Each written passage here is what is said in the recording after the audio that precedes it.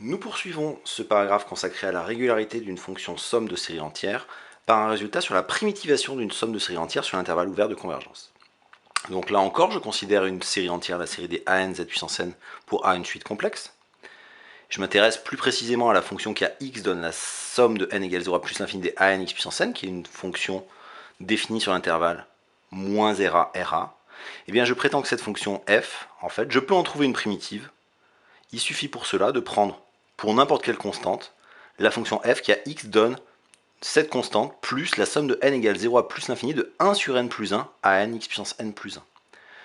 Pourquoi je parle de primitivation terme à terme? Encore une fois, comme je primitive une primitive de la fonction qui à x donne x puissance n, c'est la fonction qui à x donne x puissance n plus 1 sur n plus 1, on voit qu'en primitivant chacun des termes de la série, et en rajoutant une constante, puisque là le premier terme de la série en fait c'est un x, donc je peux rajouter n'importe quelle constante, je crée une fonction qui est bel et bien une primitive de la fonction qui nous intéressait. Alors il se trouve que la somme de n égale 0 à plus l'infini des 1 sur n plus 1 à n x puissance n plus 1, si je réindexe mes indices au lieu d'aller de n égale 0 à plus l'infini de 1 à plus l'infini, j'ai un décalage d'indices et j'obtiens c plus la somme de n égale 1 à plus l'infini des 1 sur n à n moins 1 x puissance n. Alors démontrons cela. Pour démontrer cela, eh bien, on va supposer déjà que le rayon de convergence est strictement positif, parce que sinon, si le rayon de convergence est nul, bah, finalement j'ai une fonction définie en un seul point, donc la primitivité ça n'a pas vraiment de sens. On a déjà vu dans la proposition précédente sur la continuité que la fonction f elle est continue sur moins r a r a. Donc elle possède des primitives qui se calculent d'après le théorème fondamental du calcul intégral comme étant les fonctions qui à x donnent une constante plus l'intégrale entre 0 et x de f de t dt. Donc une primitive de cette fonction f, on la connaît, c'est la fonction qui à x donne une constante plus l'intégrale entre 0 et x de f de t dt. Reste donc à voir que cette intégrale là entre 0 et x de f de t dt, c'est ni plus ni moins que cette somme de série là. Donc pour ce faire, je vais fixer un x entre moins ra et ra, et je vais démontrer que cette somme de n égale 0 à plus l'infini des 1 sur n plus 1 à n x puissance n plus 1 vaut bien l'intégrale entre 0 et x de f de t dt. Pour montrer qu'une somme de série est égale à une intégrale, je vais montrer que la somme partielle tend vers cette intégrale. Donc je vais montrer que la somme de n égale 0 à grand n des 1 sur n plus 1 à n x puissance n plus 1 tend quand grand n tend vers l'infini vers l'intégrale. Et je vais essayer d'utiliser la définition d'une limite avec des epsilon. Donc je vais essayer de démontrer que pour tout epsilon, il existe un n0 tel que pour tout n supérieur à n0, c'est-à-dire à partir de ce rang n0, la différence en valeur absolue entre la somme partielle et l'intégrale est plus petite que epsilon. Je fixe epsilon strictement positif. Comme x est entre moins ra et ra, la série des an x puissance n est absolument convergente, ce qui signifie que la série des modules de an x puissance n converge.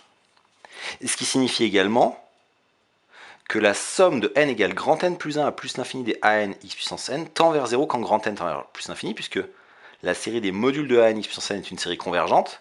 Donc quand j'ai une série convergente, le reste de la série convergente tend vers 0 quand l'ordre du reste grand n tend vers l'infini. Le fait que ce reste tend vers 0 permet de prendre un n0 tel que le reste soit plus petit que epsilon sur ra. Alors ce epsilon sur ra il est fait pour retomber sur nos pattes à la fin du epsilon, mais en gros un reste qui tend vers 0 à partir d'un certain rang il est plus petit que n'importe quelle quantité strictement positive. Et donc je prends un rang n0 à partir duquel ce reste est plus petit que epsilon sur ra. Et je dis que pour tout n plus grand que n0, l'intégrale de f de x dx, je vais découper l'intégrale entre 0 et x de f de t dt, il ne faut pas confondre la variable d'intégration t et le x, je ne peux pas avoir un x ici, un x ici. L'intégrale entre 0 et x de f de t dt, je découpe f de t comme sa somme partielle d'ordre n, plus le reste. Par linéarité de l'intégrale d'une somme de deux fonctions, c'est la somme des intégrales. Et j'ai une somme finie. J'ai deux fonctions, et ici, la somme des intégrales, c'est l'intégrale de la somme. Là, j'ai le droit de le faire parce que j'ai une somme finie, encore une fois. On en reparlera un peu plus tard, mais intervertir l'intégrale et la somme, si j'avais une somme infinie et une intégrale, je ne pourrais pas le faire. C'est tout l'enjeu de ce qu'on justifie dans ce théorème. Mais là, j'ai une somme finie avec une intégrale. Par linéarité de l'intégrale, je peux sortir ça. Et l'intégrale entre 0 et x de t puissance n, c'est t puissance n plus 1 sur n plus 1 après entre 0 et x, c'est-à-dire x puissance n plus 1 sur n plus 1. Donc l'intégrale vaut la somme partielle plus cette intégrale du reste. Et donc, comme je cherchais à majorer la valeur absolue de la différence entre la somme partielle et l'intégrale, je cherche donc à majorer la valeur absolue de l'intégrale du reste. Sauf que par inégalité triangulaire, je peux passer la valeur absolue sous l'intégrale. Alors je garde une valeur absolue en dehors de l'intégrale, dans la mesure où je ne sais pas si x est positif ou pas. Et donc si les bornes sont mal ordonnées, il me faudrait un moins, donc je garde une valeur absolue ici, mais j'ai quand même rentré la valeur absolue sous l'intégrale, puis sous la somme par inégalité triangulaire.